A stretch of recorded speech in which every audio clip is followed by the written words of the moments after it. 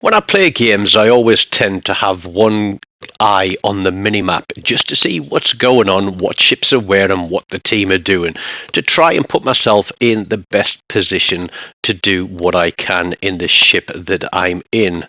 And sometimes you just sit back and shake your head in despair, watching what can only be described as a Benny Hill chase, or as it's often known in the wargaming community, a lemming train, form up and make their way around the map. Now, for some reason, even though most of Red Team are going to be on the right side of the map, we get a number of ships that head to the bottom left-hand corner of the map and then spend most of the game chasing Red Team around the map. And I'll say we do come out with a victory in this one, and let me tell you, this is going to be a beautiful last shot in this game. We're in the Tier 4 New York. This is my free-to-play account, as you can see from my player name there, or GGT Tonic. Old Guys Game 2, yes we do. And Red Team are charging down this right flank, and our team, we're literally going full steam ahead for A cap to try and get that taken, and it gives us some great flanking fires onto Red Team here, and we're just going to keep pouring out the fire onto those guys. But there's a destroyer and a couple of cruisers that head down to that bottom left hand corner, and they seem to hang around there for ages, and there are going to be some of those guys who do their best to bring defeat to a guaranteed victory and throw their ships away in the closing stages of the game. But all that does is leave one more kill for me, when that's all that I need for something a little bit special. But RNG is going to mess around with me. I think my William Sims in this match is either a level 11, or I might have put him up to level 15 by the time I had this game. But with very few decent inspirations to be had, we're going to clatter ships but leave them with a sliver of health. And there are destroyers buzzing around. Here comes a Farragut. I'm thinking, oh dear. I am one of those battleships that will shoot at destroyers, and we will take a fair chunk of health off them while soaking damage from other ships. And that's the thing a lot of guys playing the big ships don't realise, is you can afford to tank damage and focus on those targets that are the biggest risk to you. Here we go. Do we get shots on him? Yes we do. There's a kill. We're up to 2 kills already, and pulling around the corner, and here comes a Krispy Kreme, a very nasty cruiser in the right hands. I've seen some people who've had some brilliant games in this ship. There's a smoke screen there, but I can see our destroyer is in it, so we're gonna hold our fire, wait for this Krispy Kreme, pop a heal, because I couldn't remember if he has torpedoes, and I'm thinking if he has torpedoes, Russian torpedoes are generally short range, and even though he's flat broadside to us, obviously RNG is not going to give us a Citadel Dev Strike kill on him. It's going to make us wait for a reload, and there is kill number 3. Now there is a Murmansk behind us. He has gone flying down there, and it's a nasty little fire starter.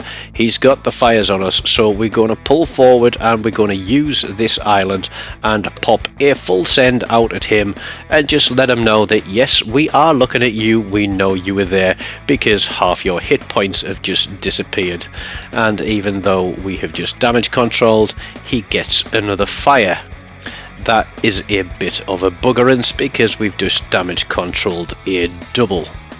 He disappears from view. I can see the Ishi over there, and then the Murmansk and a destroyer coming as well. I'm like, oh no, but can we get shots across the top at this Murmansk?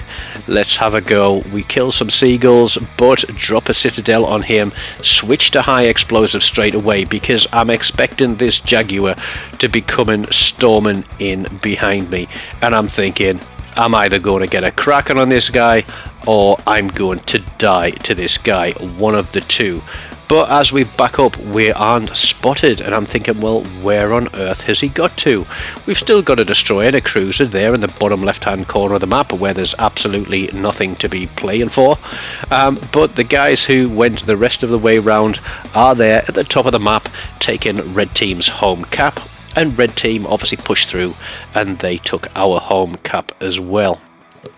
Iron Duke goes down, and I'm thinking, okay, this is a 4-kill game, because unless that Jaguar wants to get brave and come steaming in for me with torpedoes, and I do ping the map there and say to those guys, you know, what on earth are you still doing down there?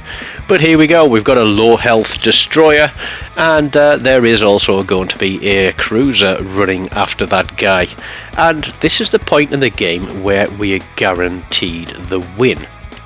So given that that destroyer is likely to spot red team's destroyer, I'm going to try and keep my turrets on him and keep an eye on my detectability ring on the minimap, so if I get spotted I know approximately what range he is at. So that is something that you can use to your advantage. It's that closest white ring to me on the minimap, so if I do get spotted, and there we go, I'm not spotted, he's outside of that ring, but we've got HE loaded, we're going to try and plop some shots on him. So we drift the stick as we fire. Our destroyer, hungry for a kill, is going guns on him, but it's Jaguar versus Jaguar, they are equally matched, but one has more hit points than the other. And this is only going to end one way for blue team's Jaguar, and that is in going back to port and dead.